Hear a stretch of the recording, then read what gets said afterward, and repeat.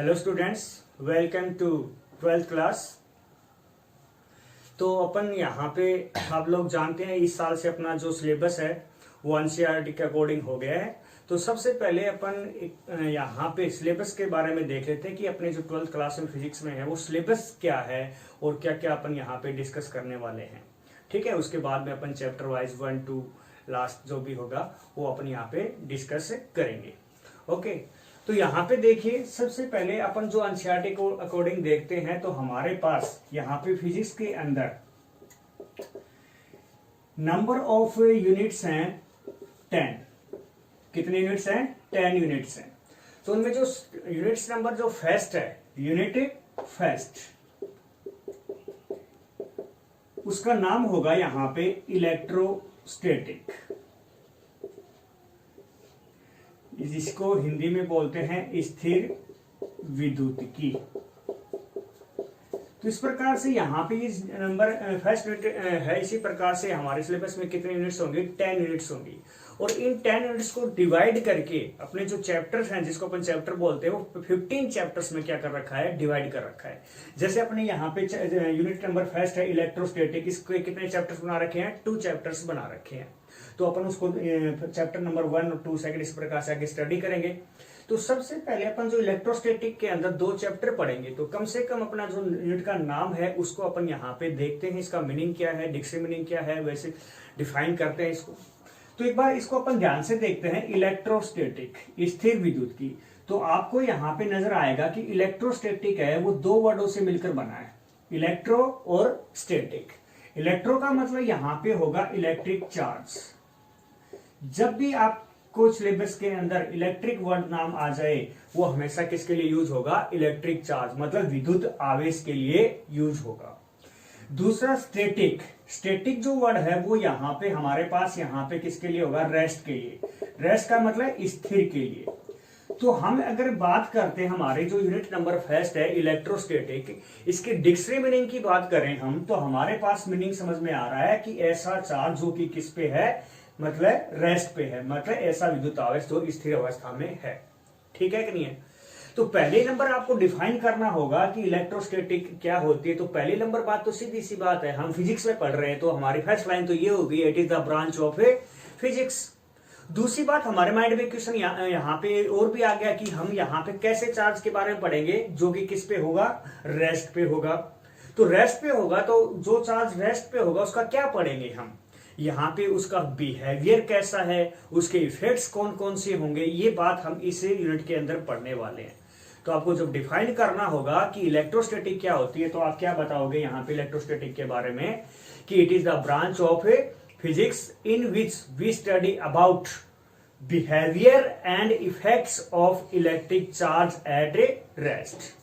ठीक है कि नहीं है? मतलब ये फिजिक्स की एक ब्रांच होती है जिसके अंदर ऐसा चार्ज जो कि रेस्ट पे है उसका बिहेव कैसा है, उसके कौन कौन से इफेक्ट है, उनके बारे में अपन यहाँ पे स्टडी करने वाले हैं।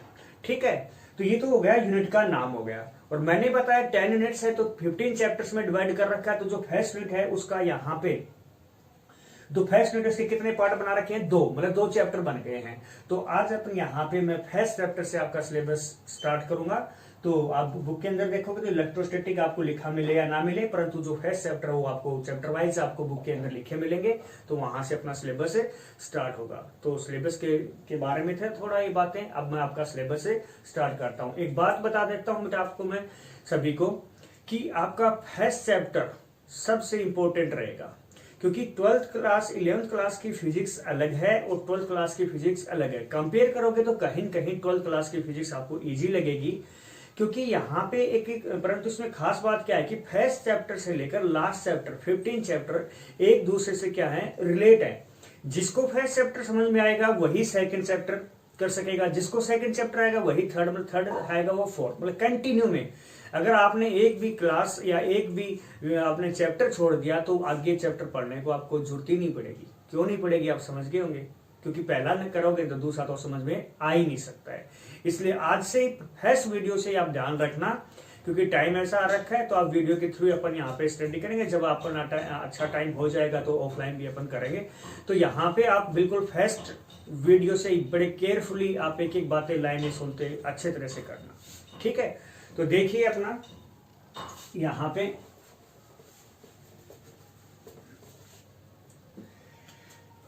चैप्टर फर्स्ट का नाम होगा यहां पे electric charge and field. Electric charge and field का मतलब यहां पे क्या है, इलेक्ट्रिक फील्ड, मतलब विद्युत आवेश व क्षेत्र, मतलब कौन सा क्षेत्र है, विद्युत क्षेत्र। तो आप इस चैप्टर का नाम जब देख रहे हैं तो इस नाम से आपको पता चला ये चैप्टर भी कितने पार्ट्स में होगा, 2 पार्ट्स में होगा। इलेक्ट्रिक चार्ज अलग होगा, इलेक्ट्रिक फील्ड अलग होगा, तो मतलब विद्युत आवेश अलग होगा और विद्युत क्षेत्र अलग होगा। तो यहां पे आपको पता लग गया, पहले हम किसके बारे में पढ़ेंगे, इलेक्ट्रिक चार्ज के बारे में पढ़ेंगे।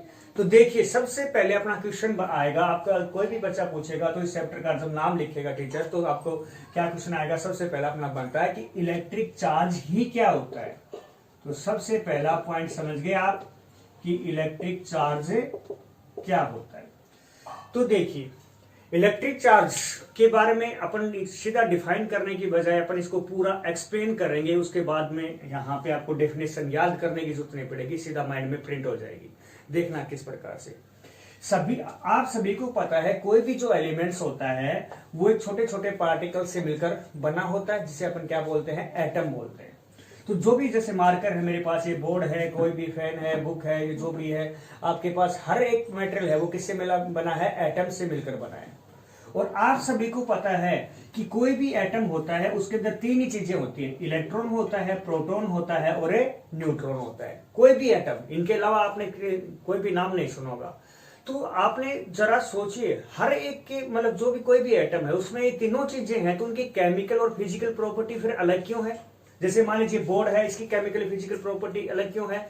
ये मान लीजिए आपका, मेरे पास यहाँ पे मार्कर है, इसकी केमिकल फिजिकल प्रॉपर्टी अलग है। मेरे पास घड़ी है, इसकी केमिकल फिजिकल प्रॉपर्टी अलग है।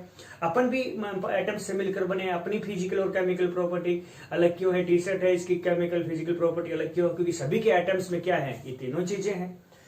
तो यहाँ पे देखा गया कि यहाँ पे सभी एटम से मिलकर बने हैं, सभी के एटम की साइज सेम है, तीनों के अंदर ये चीजें भी सेम हैं, फिर भी केमिकल और फिजिकल प्रॉपर्टी अलग क्यों है, हमारे माइंड में क्वेश्चन आता है। तो हमने क्या देखा कि मानते हैं सभी एलिमेंट्स एटम से मिलकर बने हैं, सबकी साइज सेम है, सबके अंदर 3 ही चीजें होती हैं, परंतु डिफरेंट क्या है, फिर डिफरेंट यहाँ पे नंबर ऑफ इलेक्ट्रॉन, प्रोटॉन और न्यूट्रॉन है। एटम तो से तो मिलकर बने हैं, परंतु उनके अंदर इलेक्ट्रॉन, प्रोटॉन, न्यूट्रॉन की संख्या क्या है, अलग अलग है।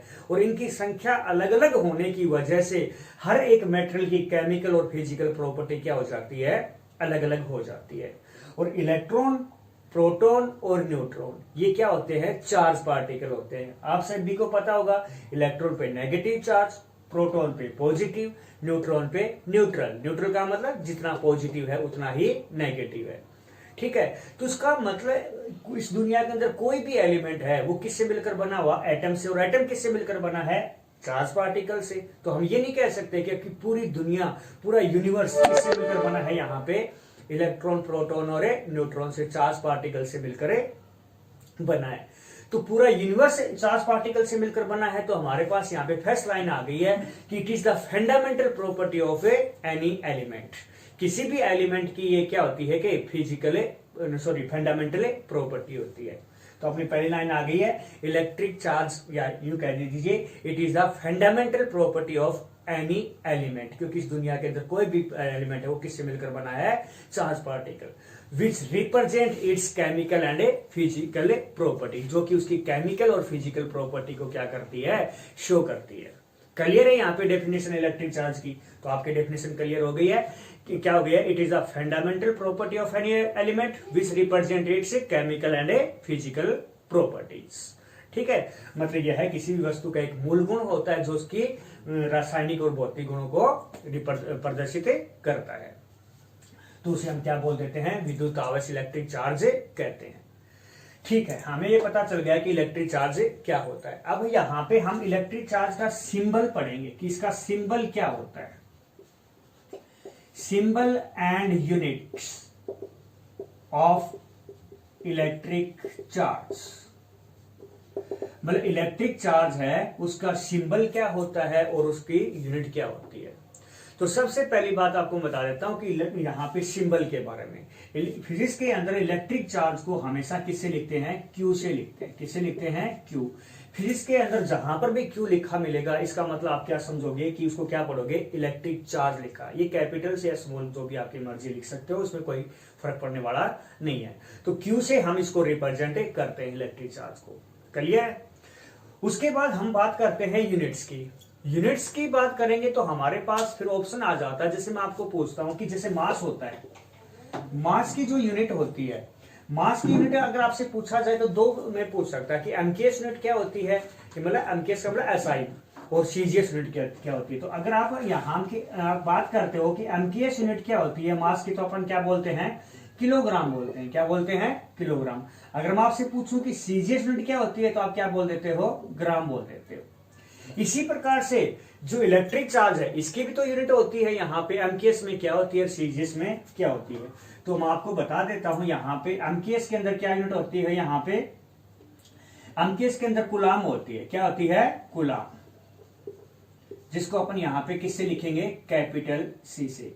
तो इलेक्ट्रिक चार्ज की यूनिट सिंपल बोल दिया। सिंपली अपन कौन सी यूनिट यूज करते हैं, एमकेएस ही करते हैं, एसआई बोल दीजिए, क्योंकि एसआई एमकेएस का मॉडिफाइड सिस्टम होता है, 11th क्लास में आपने पढ़ा है। तो यहाँ पे कूलाम जो यूनिट है किसकी है, इलेक्ट्रिक चार्ज की, जिसको किससे रिप्रेजेंट किया गया है, सी से। कौन से सिस्टम में है, पर ये एमकेएस सिस्टम है। इसी प्रकार से आपसे पूछा जाए कि सीजीएस में क्या होती है, तो सीजीएस में इसका यूनिट होती है इलेक्ट्रोस्टैटिक कूलाम। क्या नाम होता है, इलेक्ट्रोस्टैटिक कूलाम, जिसको शॉर्टकट में स्टेट कूलाम भी बोल दिया जाता है। क्या बोल दिया जाता है, स्टेट कूलाम भी बोल दिया जाता है। तो इसको वैसे यहाँ पे इलेक्ट्रोस्टैटिक कूलाम है, इसको शॉर्टकट सिंबल के तौर पे, जैसे उसका सिंबल सी था, इसी प्रकार से इलेक्ट्रोस्टैटिक का सिंबल क्या, इलेक्ट्रोस्टैटिक कूलाम का सिंबल क्या हो जाता है, ईएसयू होता है। क्या होता है, ईएसयू। तो ये कौन सी में हो गई है, सीजीएस में हो गई है, और वो कूलाम किस में हो गई है, एमकेएस में हो गई है। इसी प्रकार से जैसे यहाँ पे दोनों में रिलेशन भी है। जैसे आपसे पूछा जा सकता है कि 1 किलोग्राम में कितने ग्राम होते हैं, तो आप मतलब बता सकते हो कि 1 किलोग्राम इक्वल टू 1000 ग्राम। इसी प्रकार से आपसे ये पूछा जा सकता है कि 1 कूलाम के अंदर कितने स्टैटिक कूलाम होते हैं, तो आप क्या बताओगे, 1 कूलाम के अंदर कितने स्टैटिक कूलाम होते हैं, 3 इंटू में 10⁻⁹ ईएसयू। ईएसयू का मतलब समझ गए ना आप, इलेक्ट्रोस्टैटिक कूलाम, या शॉर्टकट में बोल सकते हैं स्टेट कूलाम। तो आपसे यहाँ पे क्वेश्चन आया था सिंबल क्या होता है और यूनिट क्या होती है, तो क्वेश्चन में आपका आंसर आ गया कि सिंबल तो क्यू हो गया है, और इसका यूनिट होती है वो क्या होती है, कूलाम होती है एमकेएस में, और सीजीएस में क्या होती है, इलेक्ट्रोस्टैटिक कूलाम या स्टेट कूलाम बोल सकते हैं। और दोनों के अंदर रिलेशन पूछा जाए तो क्या बताओगे, 1 कूलाम इक्वल टू 3 इंटू में 10⁻⁹ ईएसयू, इलेक्ट्रोस्टैटिक कूलाम आ गया। ठीक है, तो यहाँ पे अपने पास ये था। आगे देखिए, बहुत ही इजी चलेगा ये चैप्टर, आपको बता देता हूं, बिल्कुल सिंपली। अगर आप ध्यान से सुन भी लेते हो, कोई बच्चा बिल्कुल 100% सुन भी लेता है, तो उसको ज्यादा माइंड लगाने की जरूरत है नहीं। और साथ साथ में नोट्स जरूर बनाते रहना इनके। हाँ, उसके बाद अपना जो नेक्स्ट टॉपिक का नाम आता है वो क्या आता है, फंडामेंटल इलेक्ट्रिक चार्ज।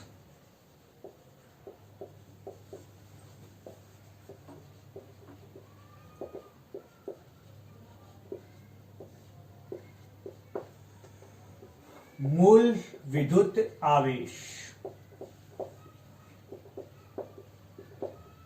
जिसको अपन स्मॉल ई से लिखेंगे।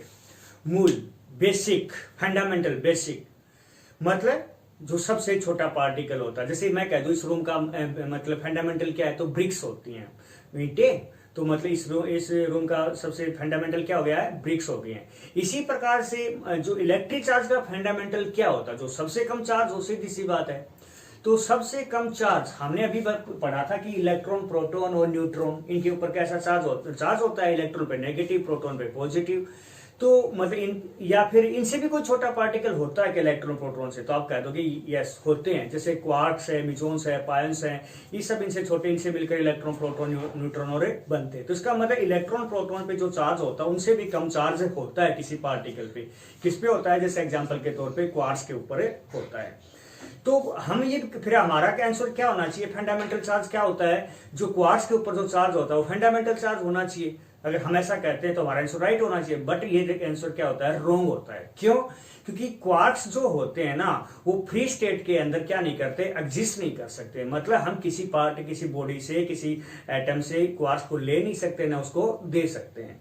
तो परंतु यहाँ पे इलेक्ट्रॉन और प्रोटॉन होना, ये क्या होते हैं, फ्री स्टेट के अंदर क्या करते हैं, एग्जिस्ट कर सकते हैं। क्योंकि इलेक्ट्रॉन प्रोटॉन को हम क्या करवा सकते हैं, ट्रांसफर करवा सकते हैं।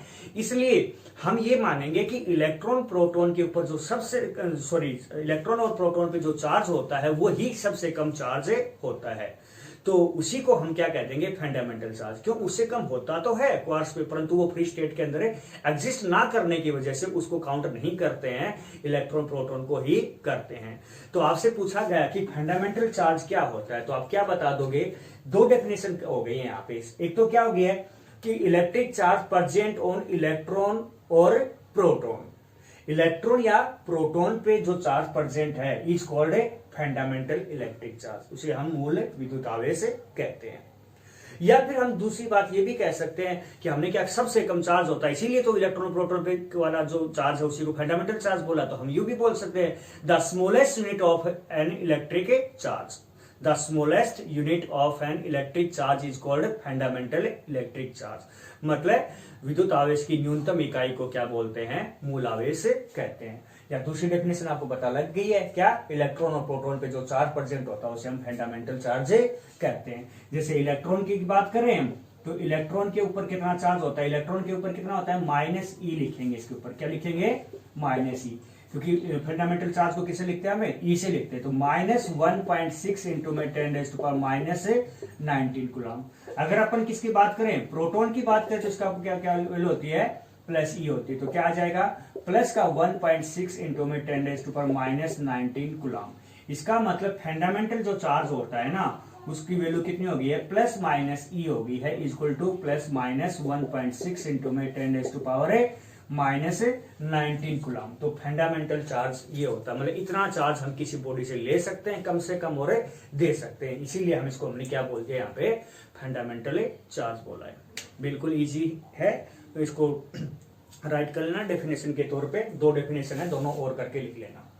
ओके, ठीक है। अब नेक्स्ट टॉपिक देखिए। हाँ, नेक्स्ट टॉपिक जो होगा हमारा वो होगा, जैसे अपन ने अभी चार्ज के बारे में पढ़ा है, इलेक्ट्रिक चार्ज क्या होता है, उसका यूनिट क्या होती है, सिंबल क्या होता है, फंडामेंटल चार्ज क्या होता है। परंतु अपन एक्चुअल में यूनिट का नाम हमारे पास क्या है, स्टैटिक चार्ज, इलेक्ट्रोस्टैटिक चार्ज। मतलब ऐसा चार्ज जो किस पे होता है, रेस्ट पे होता है। ऐसे चार्ज के बारे में अपन यहाँ पे स्टडी करेंगे। तो देखिए यहाँ पे अपना जो टॉपिक का नाम होगा वो क्या होगा, क्योंकि वो जरूरी है, क्योंकि हमारा जो मेन पॉइंट तो वही होगा कि जो इलेक्ट्रोस्टैटिक है, क्योंकि दोनों चैप्टर्स में अपन वही तो स्टडी करने वाले हैं। तो अपने जो टॉपिक का नाम ये इंपॉर्टेंट रहेगा, बता देता हूं। तो यहाँ पे नाम क्या होगा, स्टैटिक चार्ज। क्योंकि आपने डेफिनेशन पढ़ी थी इलेक्ट्रोस्टैटिक की, उसमें यही तो कहा था कि हम कैसे चार्ज के बारे में पढ़ने वाले हैं, जो चार्ज किस पे होगा, रेस्ट पे होगा। तो हम इसको अपन बोल देते हैं स्थिर आवेश। वैसे डिक्शनरी की मीनिंग के हिसाब से आपसे पूछोगे तो आपसे सीधी सी बात है कि क्या, जो चार्ज किस पे हो, रेस्ट पे होता है, उसे हम क्या बोल देते हैं, स्थिर आवेश। परंतु यहाँ पे अपन डिक्शनरी मीनिंग, तो अपन कोई लैंग्वेज थोड़ी ना पढ़ रहे हैं, अपन तो पर्टिकुलर साइंस पढ़ रहे हैं। तो अपन को यहाँ पे डिक्शनरी मीनिंग की बजाय क्या बताना होगा, डिफाइन करना होगा। तो डिफाइन करेंगे तो देखिए किस प्रकार से। तो यहाँ पे बिल्कुल डेफिनेशन तो यहाँ पे याद करने के लिए नहीं, सिर्फ समझने के लिए है, क्योंकि जब समझ में आएगा तो आप अपने आप डेफिनेशन यहाँ पे लिख दोगे। तो मैं इसको डिफाइन करने से पहले आपको एक बात पूछना चाहता हूं। तो मेरे को ये बताइए कि कंडक्टर क्या होता है। सभी को पता है, जिसके अंदर इलेक्ट्रिक करंट इजीली क्या कर सकता है, flow. Electric current easily flow करने का मतलब जिसके अंदर चार्ज इजीली क्या कर सकता है, फ्लो कर सकता है। ऐसे मेटल्स को अपन कंडक्टर बोलते हैं। जैसे आपको पता है जितने भी मेटल्स होते हैं वो सारे के सारे क्या होते हैं, कंडक्टर होते हैं। मैं बात करूं यहाँ पे इंसुलेटर की।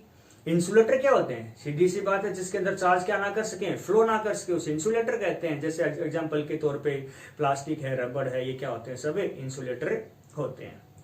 तो देखिए यहाँ पे, अब मैं आपसे यहाँ पे जनरली डिस्कस करना चाहूंगा और उस डिस्कशन से इसकी डेफिनेशन निकल के आएगी। आपने देखा कि जैसे सर्दियों के टाइम में अपन क्या करते हैं कि अपने हाथों को ऐसे रब करते हैं, तो रब करते हैं तो क्या क्या होता है, क्यों करते हैं, क्योंकि उससे हमारे जो हैंड से इनको क्या मिलती है, यहाँ पे हीट एनर्जी मिलती है। तो वो हीट एनर्जी मिलेगी, सीधी सी बात है, रब करने से, तभी हमें उसको मतलब हमें थोड़ा सर्दी से राहत मिलती है। तो अब देखिए यहाँ पे थोड़ा सा, यहाँ पे अपन केमिस्ट्री का भी कंसेप्ट लेंगे, समझने की कोशिश करना। मैंने बताया एटम के अंदर क्या क्या होता है, एक तो न्यूक्लियस होता है, इलेक्ट्रॉन्स के चारों तरफ क्या करते हैं, रिवोल्व करते हैं। मैं आपसे पूछूं कि यहाँ पे जो इलेक्ट्रॉन है न्यूक्लियस के अराउंड रिवोल्व करते रहते हैं, रिवोल्व करते रहते हैं, तो ये मतलब इलेक्ट्रॉन के एटम से बाहर क्यों नहीं आ जाते, क्योंकि इलेक्ट्रॉन के ऊपर नेगेटिव चार्ज होता है, न्यूक्लियस के ऊपर पॉजिटिव चार्ज होता है, दोनों एक दूसरे से क्या होता है, इलेक्ट्रॉन न्यूक्लियस से बाउंड होता है। तो एक प्रकार से हम यूं कह सकते हैं कि इलेक्ट्रॉन और न्यूक्लियस के बीच में क्या होता है, बॉन्ड होता है। और आपको पता है केमिस्ट्री के अंदर किसी भी बॉन्ड को ब्रेक करना हो तो क्या करना होता है, एनर्जी सप्लाई कर देते हैं, तो बॉन्ड क्या हो जाता है, ब्रेक हो जाता है। उसी प्रकार से मैं आपसे पूछूं कि यहाँ पे इलेक्ट्रॉन को एनर्जी अगर एनर्जी प्रोवाइड करवा दे तो इलेक्ट्रॉन बाहर आ सकता है कि नहीं आ सकता है, आ जाएगा कि नहीं आ जाएगा। तो ये केमिस्ट्री का कंसेप्ट यहाँ पे था। अब देखिए, मान लीजिए अब यहाँ पे हमारे पास दो एटम है, एक एटम ये है, एक एटम ये है, दोनों को अपन इसमें इलेक्ट्रॉन, और ये आइसोलेटेड स्टेट के अंदर, आइसोलेटेड स्टेट का अंदर होने का मतलब क्या है, ये अभी न्यूट्रल है दोनों के दोनों, ठीक है कहीं। न्यूट्रल होने का मतलब क्या होता है, क्या उसके अंदर कोई चार्ज नहीं होता, नहीं। मैंने बताया ना कि electric charge is a fundamental property of any element. इसका मतलब इस यूनिवर्स के अंदर कोई बॉडी, कोई एलिमेंट एग्जिस्ट कर रहा है ना, तो उसके अंदर चार्ज तो है ही। न्यूट्रल होने का मतलब क्या है, जितना पॉजिटिव है उतना नेगेटिव है, बस ये होता है। तो आइसोलेटेड स्टेट का मतलब क्या होता है, जितना पॉजिटिव है उतना नेगेटिव चार्ज है उसके अंदर। अब देखिए, मैं इन दोनों एटम्स को आपस में क्या करता हूं, रब करता हूं। क्या करता हूं, रब करता हूं। तो रब करेंगे तो क्या मिलेगी, इन दोनों को हीट एनर्जी मिलेगी, और हीट एनर्जी मिलेगी तो मैं आपसे कहूं, पूछूं कि यहाँ पे सबसे पहले इस आउटरमोस्ट इसको एनर्जी पहले मिलेगी, अंदर वाले को जब पहले मिलेगी, तो आप कहोगे सबसे पहले जो आउटरमोस्ट सेल में जो इलेक्ट्रॉन है उसको क्या मिलेगी, एनर्जी पहले मिलेगी। तो जैसे ही अपन ने रब किया, रब करते रहेंगे तो उसको ये एनर्जी, इसको एनर्जी प्रोवाइड होती रहेगी, और इसको एनर्जी प्रोवाइड होती है, एक स्टेट पे आके इलेक्ट्रॉन, ये बॉन्ड क्या हो जाएगा, ब्रेक हो जाएगा, और इलेक्ट्रॉन क्या आ जाएगा, बाहर आ जाएगा। और मान लीजिए यहां से इस ये एटम था, ये बी एटम थे, एक मान लेते हैं कि ए एटम से इलेक्ट्रॉन बाहर आ गया, रब करने से जो एनर्जी मिली थी उसको ऑब्जर्व करने के बाद। तो ये इलेक्ट्रॉन, इसके पास ऑप्शन क्या है कि यहां से निकलकर इसके पास आ जाना, ठीक है कि नहीं है। तो यहां पे इसके पास आ गया है, तो यहां पे आपने देखा कि इसके पास दूसरा ऑप्शन था ही नहीं कि इसी से बाहर आ गया, तो इस एटम के पास ही जाएगा। तो इसके पास जाएगा तो क्या होगा, इसके पास इलेक्ट्रॉन बाहर आ गया। एक बात ध्यान से समझना, यहाँ पे कंसेप्ट समझने वाला है कि ए एटम से इलेक्ट्रॉन बाहर आया, बी के पास चला गया। एटम इलेक्ट्रॉन बाहर आने से पहले इसके पास जितना पॉजिटिव था उतना ही नेगेटिव था। अब इलेक्ट्रॉन बाहर आ गया है, इसका मतलब नेगेटिव चार्ज बाहर आ गया, तो ज्यादा एक्सिस चार्ज कौन सा रह गया इसके पास, यहाँ पे कौन सा रह गया, पॉजिटिव चार्ज क्या रह गया है, ज्यादा हो गया है। तो एक एटम के ऊपर कैसा चार्ज आ जाएगा, पॉजिटिव। और पहले इलेक्ट्रॉन इसके पास पॉजिटिव नेगेटिव बराबर था, अब इलेक्ट्रॉन इसके पास आ गया तो कौन सा ज्यादा हो गया, नेगेटिव ज्यादा हो गया, तो इसके ऊपर कैसा चार्ज आ जाएगा, नेगेटिव चार्ज आ जाएगा। तो आपने देखा दोनों को रब करने पे, इलेक्ट्रॉन के ट्रांसफर होने पे दोनों बॉडी पे क्या हो गया है, चार्ज आ गया है। जिससे इलेक्ट्रॉन बाहर आया उस पे पॉजिटिव आया, और जिसके पास इलेक्ट्रॉन चला गया उस पे कैसा चार्ज आ गया, नेगेटिव आ गया। आ गया नहीं आ गया। अब मैं बात करता हूं कि मान लीजिए आपने दो बॉडी ली थी, दोनों क्या ली थी, इंसुलेटर ली थी, और इंसुलेटर और दोनों को रब कर रहा हूं, रब करने से दोनों के ऊपर क्या आ जाएगा, चार्ज, क्योंकि यहां से मान लीजिए इलेक्ट्रॉन इस पे आ गया तो इस पे पॉजिटिव चार्ज आएगा, इस पे क्या आ गया, नेगेटिव। मान लीजिए यहाँ पे ये पॉजिटिव चार्ज आ गया, मैं आपसे पूछूं ये पॉजिटिव चार्ज यहाँ से यहाँ आ सकता है क्या, तो आपका आंसर क्या होना चाहिए, नो। क्यों, क्योंकि ये क्या है, इंसुलेटर लिया आपने, और इंसुलेटर के अंदर चार्ज क्या नहीं कर सकता, फ्लो नहीं कर सकता। तो जो चार्ज प्रोड्यूस हुआ उस चार्ज को अपन क्या नाम दे देंगे, स्टैटिक चार्ज, मतलब स्थिर आवेश नाम देंगे। आ गया कि नहीं आ गया। जो बातें मैंने आपको बताई वही आपको लिखनी होगी। क्या लिखोगे, when two insulator bodies are rubbed each other then due to friction होना जरूरी है, then due to friction both bodies are charged, these charges are called static charge। क्यों, आपसे पूछा जाए, क्योंकि ये किस में रहते हैं, किस में प्रोड्यूस हुए हैं, इंसुलेटर पे, और इंसुलेटर के अंदर कोई भी चार्ज क्या नहीं कर सकता, फ्लो नहीं कर सकता। मतलब कि दो कुछ अलग वस्तुओं का आपस में घर्षण, मतलब रगड़ने पर घर्षण के कारण जो उनपे जो आवेश उत्पन्न होता है, उन आवेशों को ही स्थिर आवेश कहते हैं। क्योंकि कुचालक पर उपस्थित आवेश कभी गति नहीं कर सकता, इसलिए उसको स्थिर आवेश कहते हैं। तो यहाँ तक बेटा बिल्कुल अच्छे से पढ़ना, जो डेफिनेशन बताई वो अच्छे से लिखना, तभी हम कल आगे बढ़ पाएंगे। Okay students, thank you.